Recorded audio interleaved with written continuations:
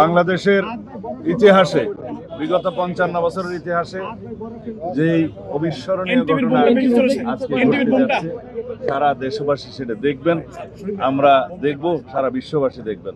ইনশাআল্লাহ আমরা আশা করি এই মুহূর্তটিকে আমরা ঐতিহাসিক মুহূর্ত হিসেবে পালন করতে পারব।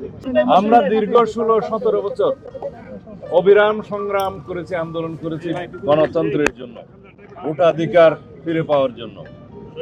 সেই গণতান্ত্রিক আন্দোলনের সমাপ্তি হয়েছে ছাত্র গণ অভ্যুত্থানের মধ্য দিয়ে। ফ্যাসিবাদের পতন হয়েছে, ফ্যাসিস্ট পালিয়েছে, অবরুদ্ধ গণতন্ত্র অবমুক্ত হয়েছে। আমরা সেই রকম একটি আবহে আজকে একত্রিত হব। বাংলাদেশের এই মুহূর্তটি অবশ্যই অবিস্মরণীয়।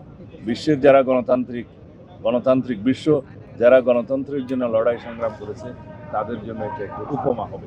ফ্যাসিবাদী শক্তি এবং তাদের দোসররা দেশে এবং বিদেশে সক্রিয়, তারা চেষ্টা করবে বাংলাদেশের গণতান্ত্রিক উত্তরণকে যেন কণ্ঠকাঠিন্য করতে পারে, বাধাগ্রস্ত করতে পারে, পারতপক্ষের নির্বাচনকে বানচাল করতে পারে।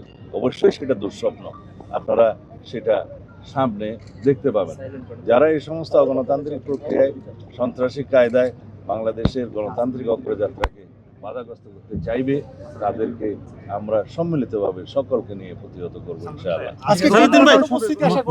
আমি এখন যাই, মানুষের যে আশা সঞ্চার হয়েছে তা পূরণ হবে কিনা?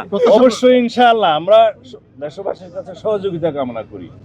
গণতান্ত্রিক উত্তরণের পরে বাংলাদেশের সত্যিকারভাবে বৈষম্যহীন এবং একটি গণতান্ত্রিক শক্তিশালী রাষ্ট্র বিনির্মাণ, সুশাসনের রাষ্ট্র প্রতিষ্ঠা করার জন্য সকলের সহযোগিতা চাই।